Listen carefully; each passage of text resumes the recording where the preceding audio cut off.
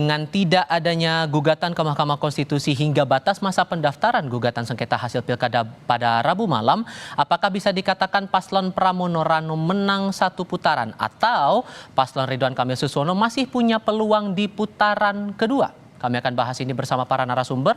Bergabung saat ini politisi juru bicara pemenangan Pramono Rano Ciko Hakim, juga bergabung bersama kami politisi Partai Gerindra Hendar Samarantoko dan pengamat politik Adi Prayitno. Selamat sore semuanya, apa kabar? Selamat sore, Assalamualaikum. Waalaikumsalam warahmatullahi wabarakatuh. Terima kasih semuanya sudah bergabung. Bang Ciko, begini, oke kalau kemudian di MK tidak ada gugatan yang dilayangkan untuk hasil Pilgub Jakarta, tapi di sisi lain pasangan Ridho sudah sempat mengajukan gugatan ke DKPP atas proses penyelenggaraan pemilu. Apakah ini tidak mengganggu proses yang ada sekarang dan sudah ditetapkan hasilnya 50,07% untuk pasangan Pram-Rano?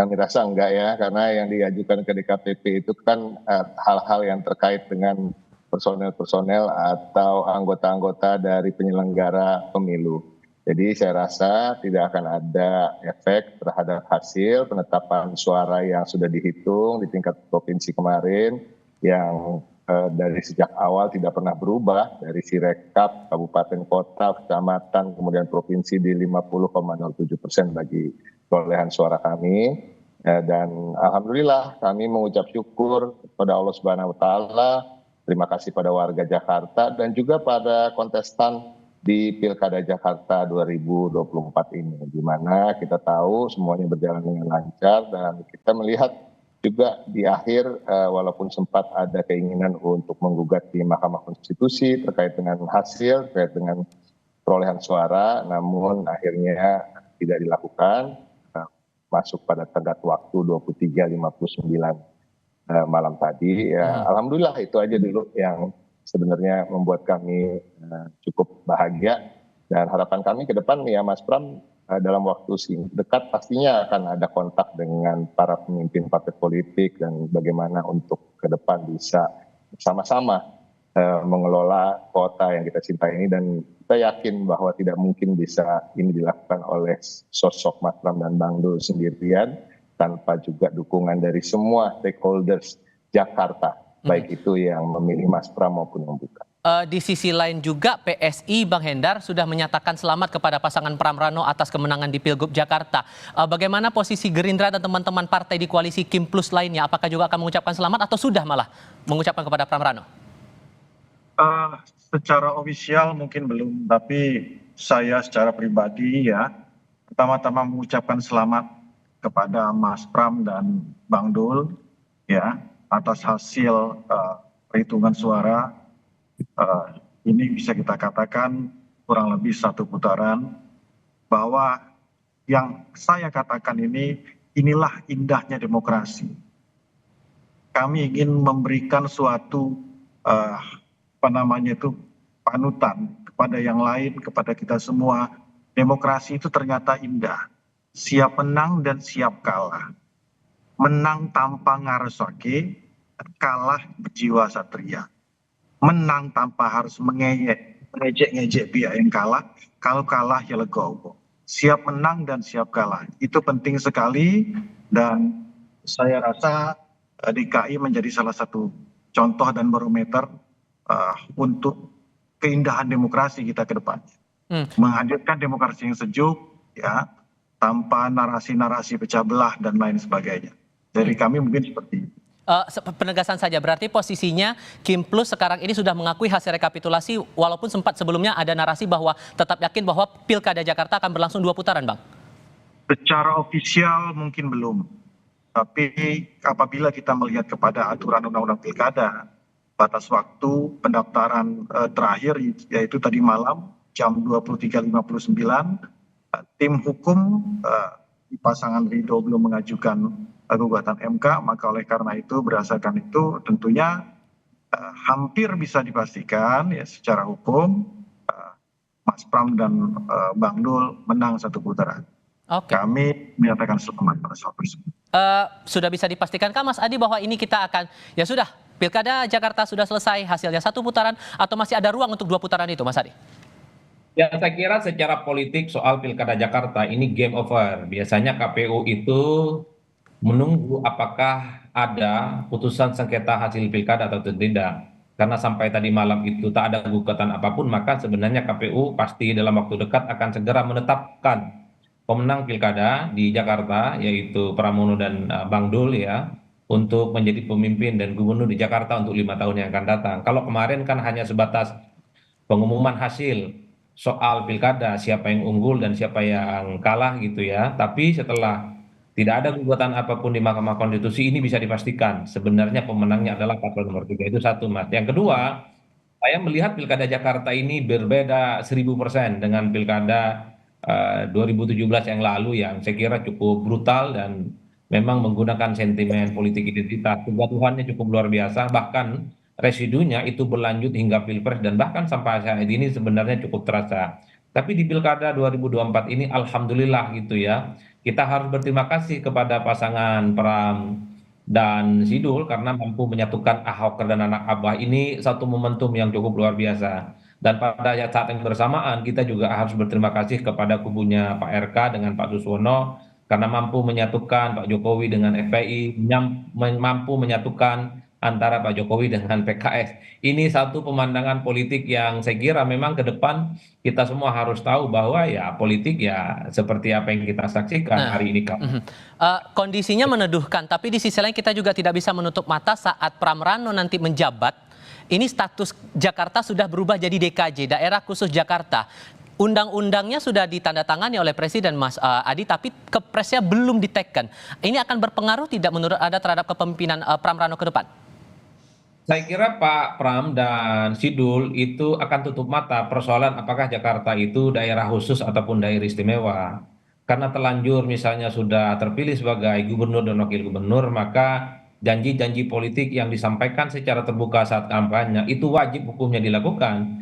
Karena apapun saya kira visi misi yang sudah disampaikan itu sudah dicatat dan wajib hukumnya diimplementasikan. Misalnya soal bagaimana menciptakan lapangan pekerjaan, mengurangi angka pengangguran, kemiskinan juga bisa dihilangkan, termasuk mengatasi persoalan banjir dan macet.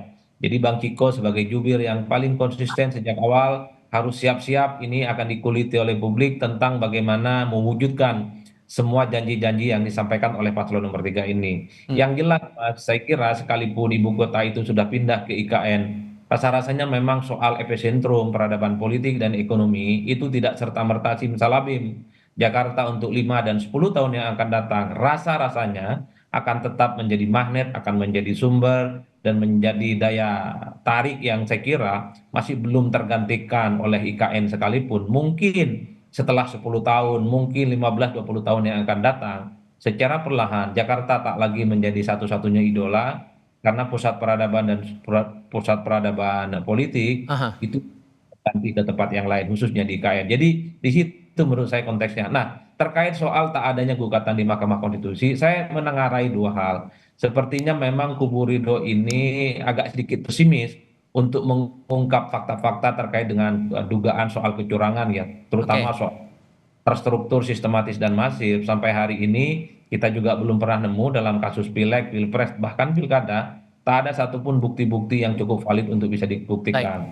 Dan kalau kita mengacu pada undang-undang untuk pemilihan gubernur dengan jumlah penduduk 6 sampai 12 juta, kan selisih sengketa hasil yang layak diperkarakan itu kan maksimal 1%. Mhm. Ini paslon nomor 1, nomor 2, ke nomor 3 itu kan cukup jauh, Mas. 1 dan 3 misalnya jaraknya sekitar 9 sampai 10%. Sementara paslon 2 jaraknya itu sekitar 40%. Jadi dari segi regulasi sebenarnya agak sulit untuk melakukan gugatan ke Mahkamah Konstitusi. Eh, Seperti itu yang kemudian membuat kenapa paslon Ridho dan Dharma Pangrekun itu gagal menggugat perselisihan hasil sengketa soal pilkada di Jakarta. Tantangan menghadapi pemerintahan baru, gimana meresponnya dari PDIP sendiri, Bang Ciko? Karena kan untuk mensinkronisasikan program-program Pramrano nanti saat menjabat resmi sebagai gubernur wakil gubernur dengan pemerintah pusat, terutama yang kita tidak bisa menutup mata juga sebelumnya Pak Prabowo dan Pak Jokowi ini ada afiliasi begitu dengan kubu sebelumnya di kubu Kim Plus saat mendukung pasangan RK Suswono. Bagaimana kemudian bisa memastikan program-program Pemprov Jakarta ke depan ini bisa sinkron dengan pemerintahan pusat ke depan? Bang Ciko? kita coba perbaiki komunikasi kami dengan Ya, Bang itu Ciko kan Hakim suatu terlebih dahulu. keharusan. Tadi kita Bang Ciko, mohon maaf, itu suara saya suatu terdengar jelas, Bang? keharusan. Udah kedengaran suara saya? Oke, silakan Sudah dilanjutkan, Bang. Silakan. Belum ya? Belum ya? Saya dengar jelas. Suara saya. Oh, oke.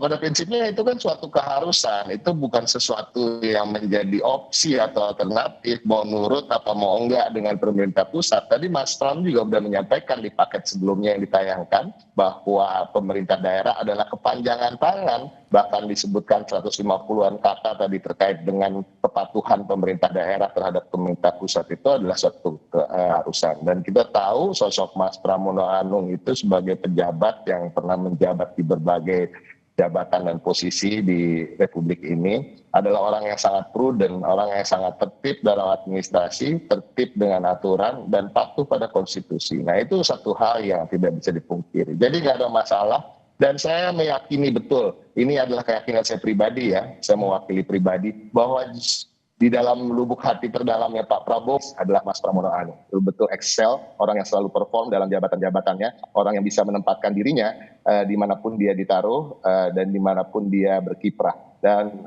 kita lihat aja nanti bagaimana ke depannya terkait, tapi saya ingin mengomentari terkait dengan DKI menjadi DKJ, karena secara visi misi yang telah dibuat oleh tim kami ketika menghadapi pilkada ini adalah visi misi yang sudah berbasiskan bahwa Jakarta adalah daerah khusus Jakarta, khususnya terkait dengan bicara soal kebudayaan yang sering digaungkan oleh Bang Dul, tentunya yang dimana Jakarta selama ini tidak boleh mengedepankan hanya salah satu budaya karena bagian dari ibu kota, dan di dalam visi misi kami jelas terlihat bahwa kebudayaan Betawi, begitu juga kebudayaan-kebudayaan yang lain akan terus menjadi titik tolak di mana kedepannya tentunya untuk menjadi kota global, budaya lokal itu harus betul-betul. Sudah kami tangkap di situ, Bung Hendar. Saya singkat saja masing-masing, saya kasih kesempatan Bung Hendar dan Mas Adi. Kalau posisi Gerindra nanti ke depannya setelah pemerintahan Pram Rano di Jakarta ini akan resmi menjabat, gimana posisi Gerindra?